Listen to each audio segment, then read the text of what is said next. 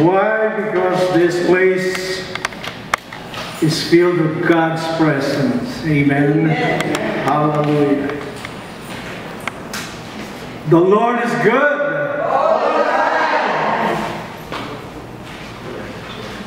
Are you convinced you're being yourself? The Lord is good. That's better. Hallelujah.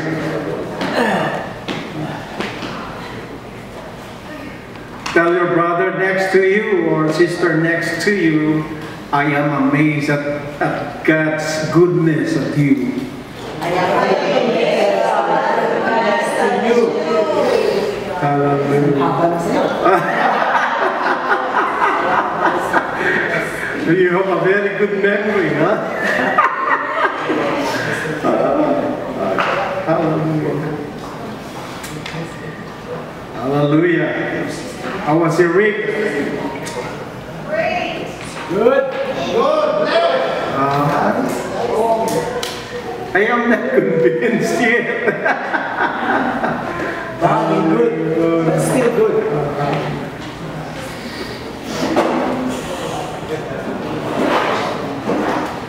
Our topic for today is this.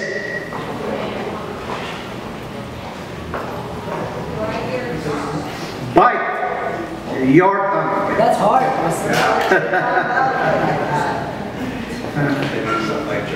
Bite your tongue. James chapter 3 verses 9 to 10. Hallelujah. A young man who had just started his new job in the produce department in a grocery store. A woman came up to him asking to buy a half head of lettuce. So as politely as he could, the young man said that in this store we don't sell half heads of lettuce. We sell whole heads of lettuce.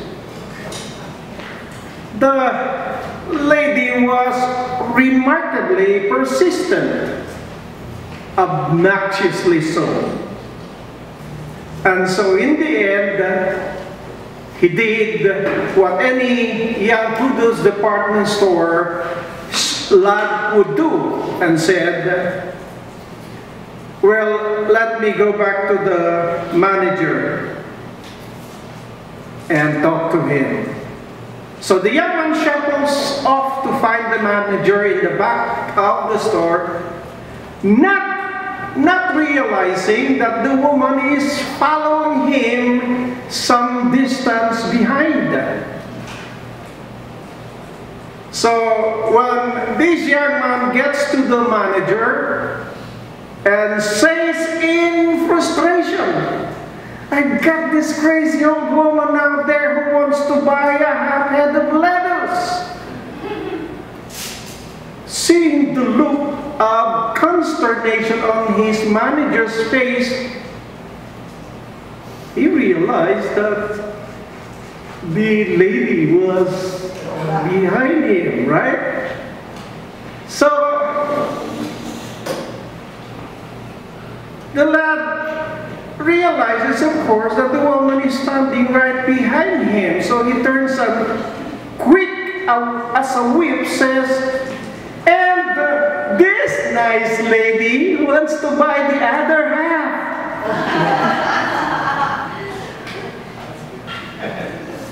Later that day, the manager complimented him on his very quick thinking. And in the course of the conversation, said to the young man, hey, where do you come from? Where is your home? Well, said the young man, I'm from Philippines. Home of beautiful basketball players and ugly women. The manager's face dropped once again as he said, "I'll have you know, my wife is from Philippines." Quick as a whip, the young man turned around and said, "And what basketball team did you say she plays on?" Yes, the power of the tongue. Good. James 3, verse 9 to 10.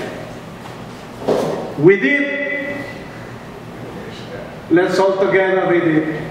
We praise God, and with it we curse men. Out of the same mouth from praise and cursing. He says, "My brothers, should not be." Hallelujah. May God bless the reading of His Word. Hallelujah. Now, have you been in a situation where you have said things that you desperately wish that you had not said? Amen. And that somehow or another you wish you could take it back? Now, Just talk about that. controlling our tongue is one of the toughest battles we will face in our spiritual lives. Amen? The tongue can be a source of great comfort, but can also be a source of incredible pain. Words can bring life, or words can what? Now listen to these words by an unknown author. A careless word may kindle strife. A cruel word may wreck a life. A bitter word may hate instill. A brutal word may smite and kill. A gracious word may smooth the way. A joyous word may light the day. A timely word may lessen stress. A loving word may heal and bless. Isn't this beautiful? And interestingly enough, as James develops the subject of how to live out your faith in Christ, he doesn't begin with what? Immorality and adultery and drunkenness and the great worldly sins that we might think of. Instead, folks, he begins by talking about the sins of the tongue. He says in James chapter 1 verse 26, if anyone considers himself religious and yet does not keep a tight rein on his tongue, he deceives himself and his religion is worthless. And in chapter 3 verse 6, he said, the tongue is also a fire, a world of evil among the parts of the body. It corrupts the whole person, sets the whole course of his life on fire, and is itself set on fire by hell. Folks, today and this morning, I want us to note 4 observations that James makes about the tongue.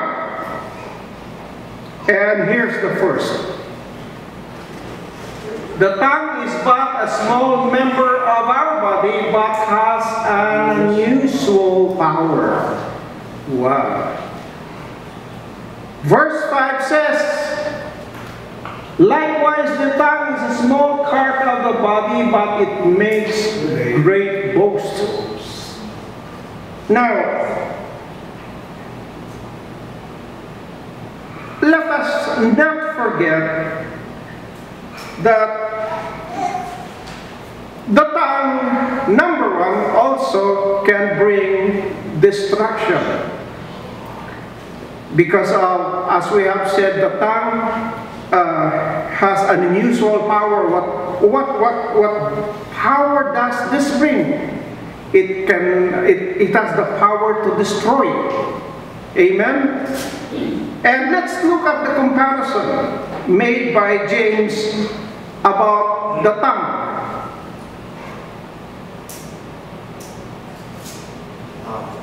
The tongue, number one, the tongue is compared to a horse's bit, which speaks of control. Now,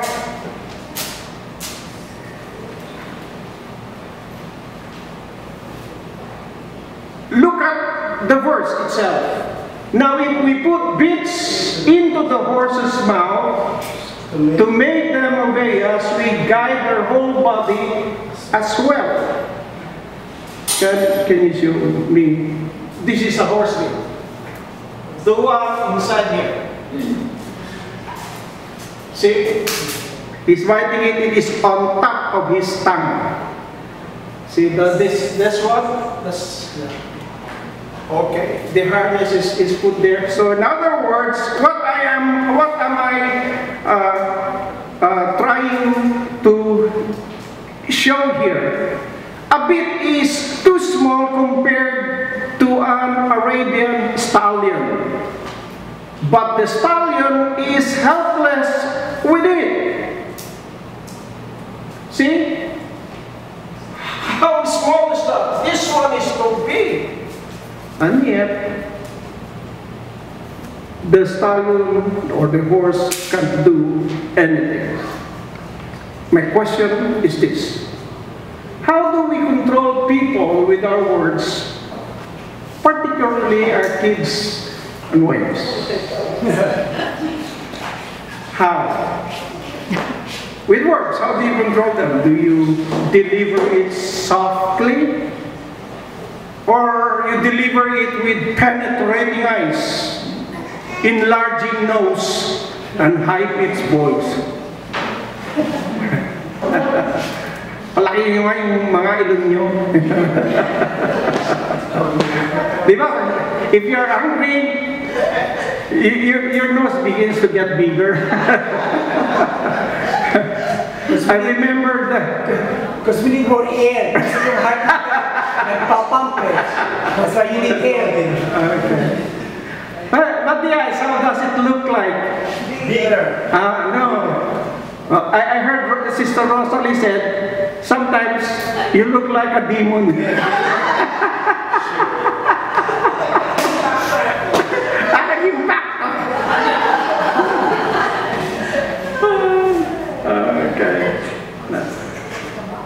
I have many regretful words that I have said to my kids.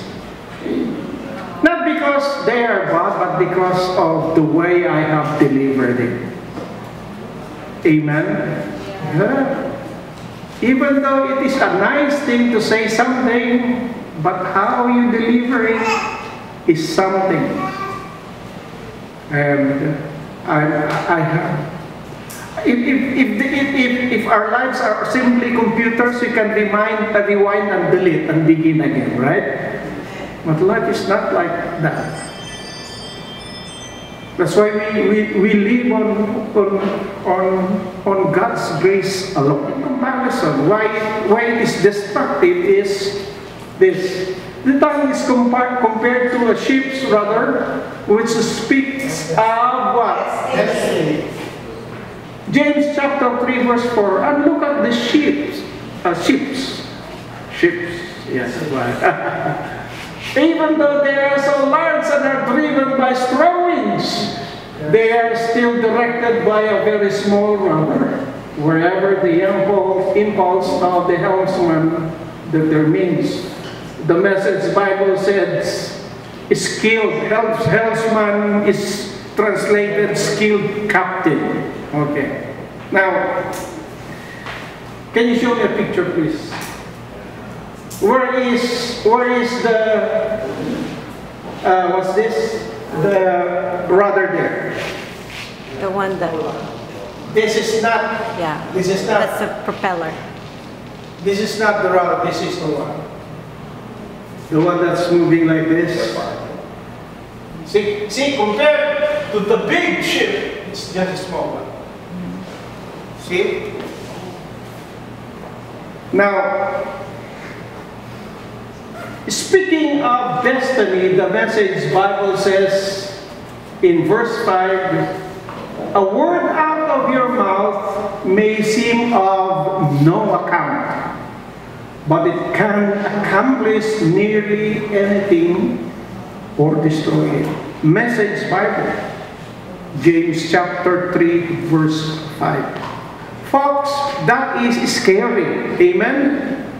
For example, when talking about kids, we sometimes utter a word of comparison. Yes? Yeah. You see, oh, I can see a bright future in my youngest. But the second one is useless. Look at him, litong-lito. Tulog ng tulog, walang pakinabang.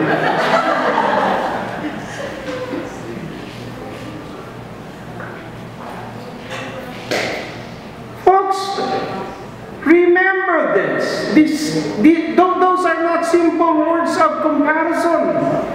You are prophesying what will happen to them because words have power. You are simply telling already that in the future he will be like that. There is so much power in the words that we speak.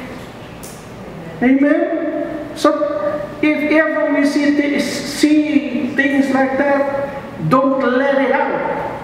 Proverbs 18:21 says, death and life are in the power of the tongue, and those who love it and indulge it will eat its fruit and bear the consequences of their words. Wow. In line with the power of destruction, the comparison first was the horse bit, third is the ships rather, and the tongue is compared to number 3 as spark of fire, which speaks of destruction. James chapter 3 verse 5b says, consider what a great forest is set on fire by a small spark. Now, the tiny flame from the mounts can set a forest ablaze in a very short time. And the uncontrolled wagging tongue can destroy a friendship. Now, you may not remember the news story, but back in the summer of 2003, I read this in the illustration book. A man by the name Mike Barrett failed to properly extinguish the butt of his cigarette on the sidewalk behind his house. He did not properly extinguish it. That is north of Kamloops. And then, you know what? That improper extinguished cigarette butt started a forest fire. That forest fire, by the time it was done, burned 260 square kilometers of forest and woodlands. It destroyed dozens of homes and businesses and ended up costing the province of British Columbia $31 million to put out. For that, Mike Barry was dragged into court and found guilty and was fined $3,000.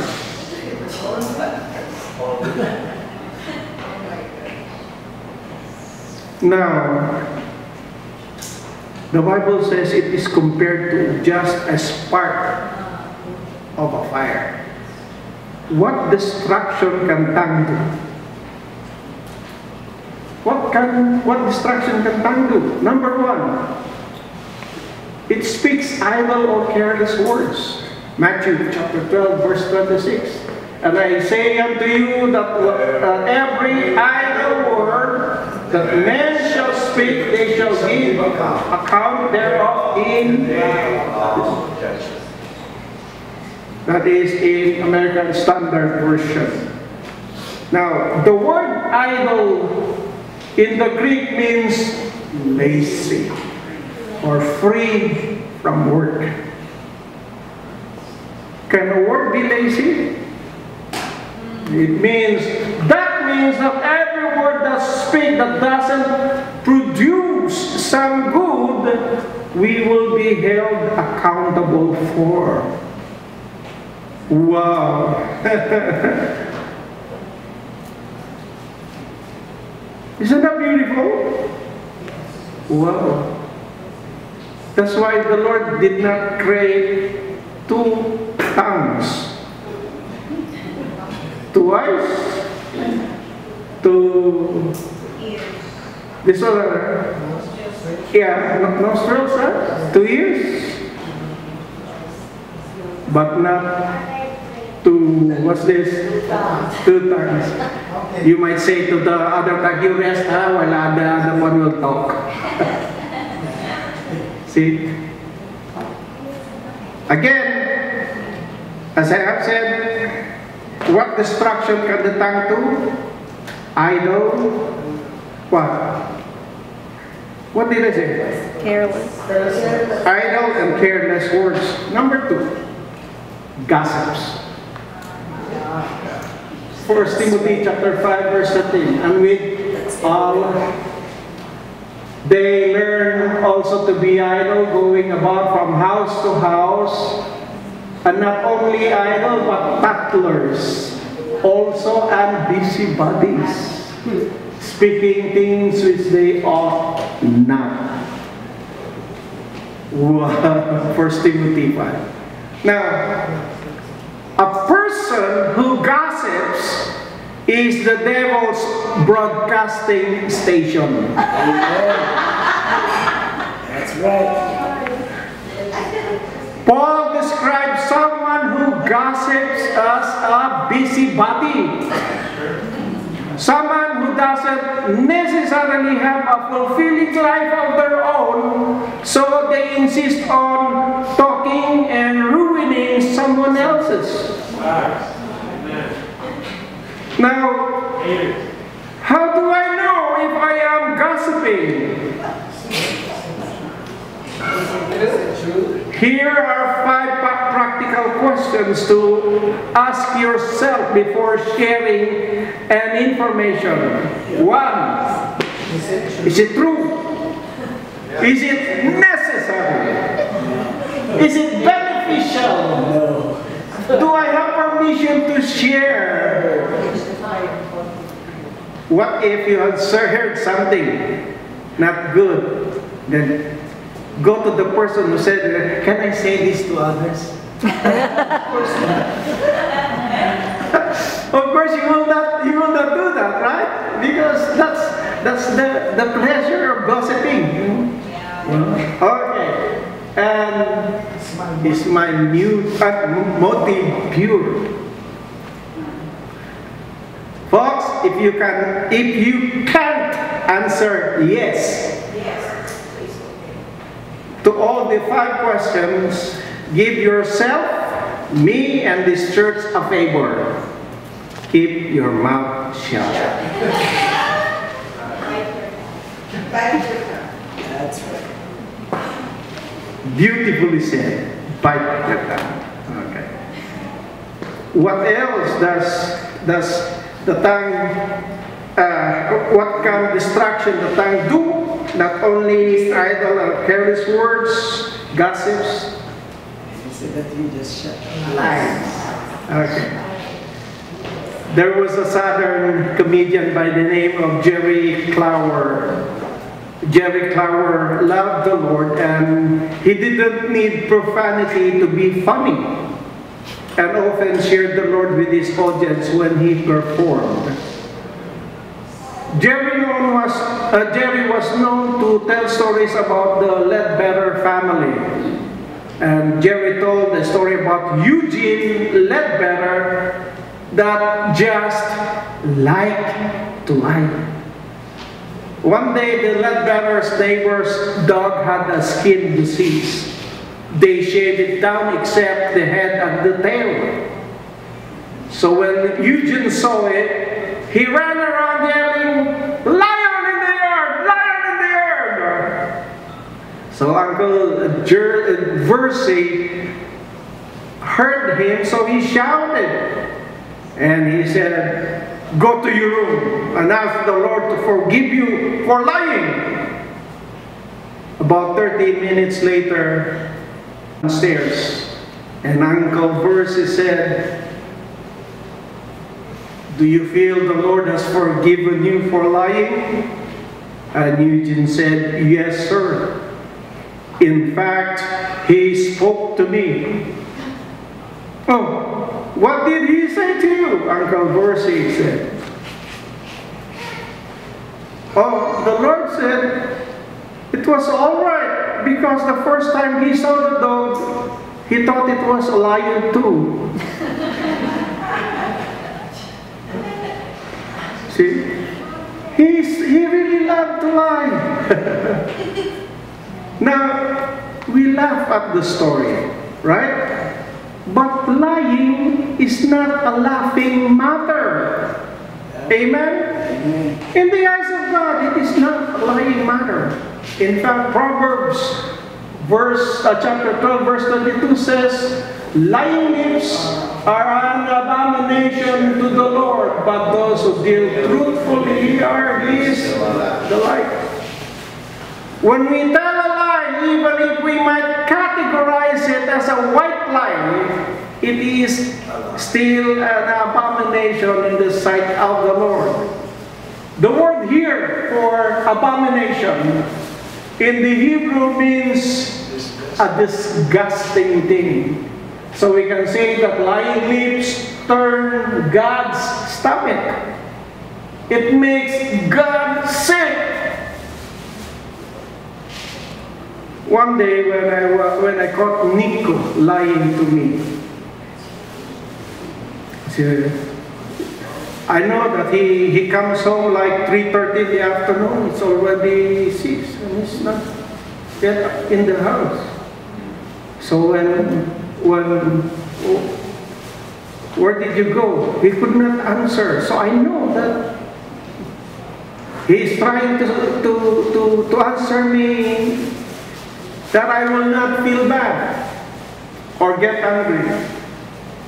And you know, I said to him, "Nico, always tell me the truth, even if you think you will get in trouble. I will try to understand. Don't allow yourself to carry a guilty feeling inside of you."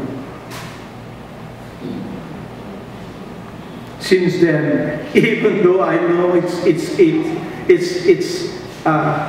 crossing the line, he tells the truth. I don't mind.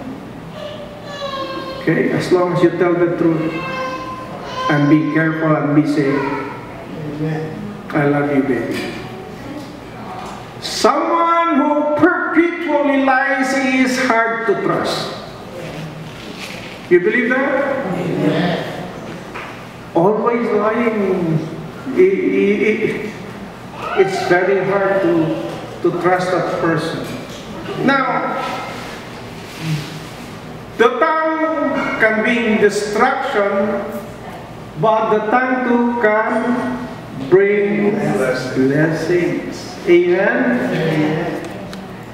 It says here, how?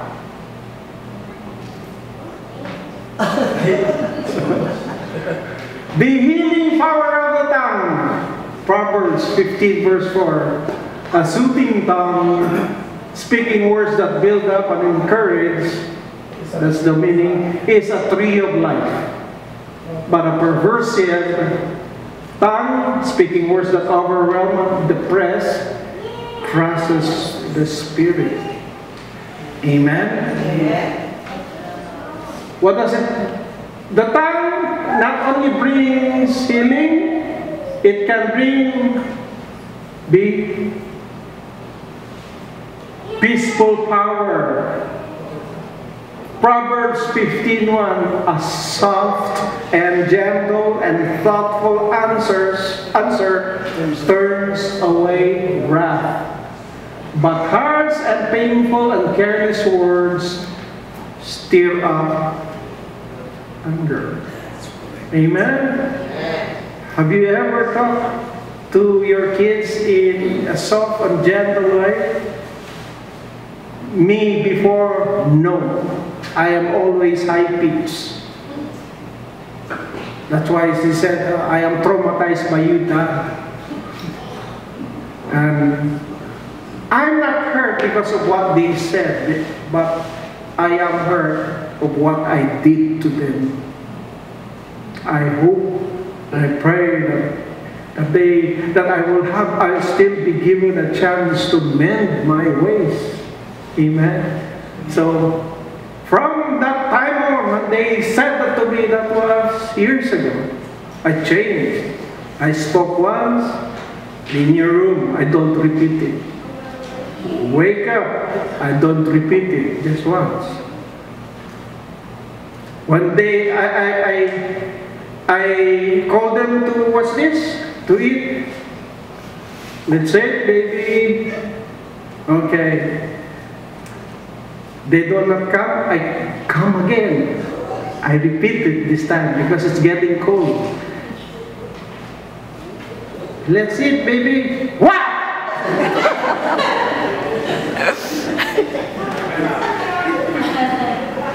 It's the other way around. I'm the one who's being shouted now. I just turn my back and go. Okay. Just hit it up if you're ready. Yeah, I did that. I swallowed all my pride. Just remembering that I wish that they will learn someday. What will they learn someday? That I did not meant to really curse them by my words. See what blessings your tongue can bring. Encouragement. That's good. Yeah? The encouraging power of the tongue. Ephesians chapter 4 verse 29. Do not let unwholesome. What does unwholesome mean? Foul, profane, worthless, vulgar. Unwholesome words ever come out of your mouth, but only such speech as is good for building up others according to the need and the occasion. Then what? So that praise them. What does the tongue do to bring blessing? Not only encouragement, but letter D. Brings grace to the listener. Amen? Colossians chapter 4 verse 6. Let your speech at all times be gracious and pleasant, seasoned with salt, so that you will know how to answer each one who questions you. Folks, God has no physical body. He created us so that we could reflect His image. We are to reflect His characteristics of love, hope, kindness, mercy, joy, patience, gentleness, self-control, and faithfulness. And I will conclude with this. Yet, there are times when our tongue does not allow us, or does not let us permit, or does not permit us, baliktad that does not let us permit to reflect the positive characteristics of God the Father. When someone takes advantage of us, we use harsh words to let them know how we feel, right? Yes. When things don't go our way, what happens? We feel sorry for ourselves and get upset with people near and dear to us. What do? We spew out words that are negative and upsetting to people around us. Words of harshness, impatience, unkindness, hatred, and sadness come from our mouth. Now James reminds us, with the tongue we praise our Lord and Father, and with it we curse men who have been made in God's likeness. So help us, God. Amen. Amen. Hallelujah. I love you guys. Hallelujah. We love you too. I may not be able to say that again. That's why I can say it. I'm sorry if I have said some offending words to you. Just tell me and I will correct it. You are forgiven. Thank you, sir. Thank you. understand. I love you still. Forgive me too. Okay, I forgive you too. Thank you. Let us all bow. Baka magkaiyakan tayo nito eh. That's all. There are so many questions that are being posed while we are discussing this thing. That's why don't forget Bible study, because it's time to apply this one. We will be asking questions. Amen? Amen. Bite your tongue. Don't forget that this coming Wednesday, we have now Power Hour. Amen. We are not calling it prayer meeting. We are calling it power, because those who really need power from on high, amen, yeah, join us. Amen. Yeah. So we can be what? Be showered with power, because God, when two or more are gathered in His name, the Lord said, there He is in the midst of them. Let us bow our heads and shall we pray. Father, we are so grateful that in spite of our shortcomings, in spite of our mistakes, that's why, as David said, Lord, in Psalm 15, Lord, forgive us, although our sins are so heavy against you. Forgive us, Lord. And you are so graceful, Father, to respond unto us with kindness and understanding. We believe, Father, that you will empower each and every one of us to say words that will only be helpful, encouraging, and truthful to others. In Jesus' name. Amen.